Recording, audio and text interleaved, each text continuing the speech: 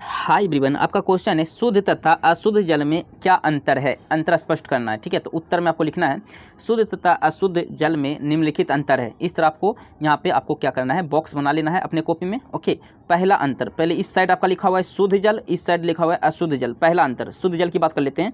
तो यह जल स्वच्छ रंगहीन तथा चमकीला होता है।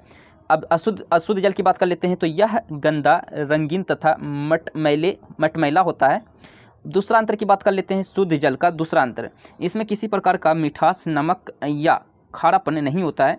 अब अशुद्ध जल की बात कर लेते हैं। दूसरा अंतर, इसमें किसी न किसी प्रकार के कैल्शियम अथवा मैग्नीशियम आदि तत्व होने के कारण खारापन ये पानी हो जाता है, अशुद्ध जल में होता है। ठीक है, चलिए अब हम लोग इसका तीसरा अंतर देखते हैं। ठीक है, चलिए, शुद्ध जल यह कीटाणु रहित होता है, कीटाणु इसमें नहीं पाया जाता है। अशुद्ध जल यह कीटाणु युक्त होता है, यानी कि इसमें कीटाणु पाया जाता है। चौथा अंतर, इस जल में घुले पदार्थ स्वास्थ्य के लिए हानिकारक नहीं होते हैं। इसमें अशुद्ध जल में इसका प्रत्येक पदार्थ हानिकारक होता है। अब हम पांचवा अंतर करते हैं। पांचवा अंतर क्या है जी? तो चूना रहित होने के कारण यह हल्का या मृदु जल कहलाता है। अब इसी का अशुद्ध जल का पांचवा अंतर है, चूना होने के कारण यह भारी या कठोर जल कहलाता है।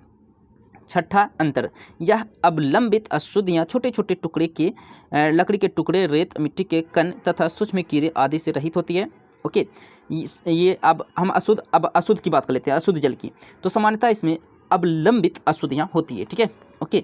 लास्ट अंतर है शुद्ध जल का, यह शुद्ध जल पीने योग्य होता है और ये अशुद्ध जल जो है पीने योग्य नहीं होता है, यानी इसके आप पी नहीं सकते हो। ठीक है, इस तरह आप इसका अंतर यहाँ पे लिख लेना है, शुद्ध और अशुद्ध जल में। ठीक है, okay. So thank you, like, share and subscribe. So thank you.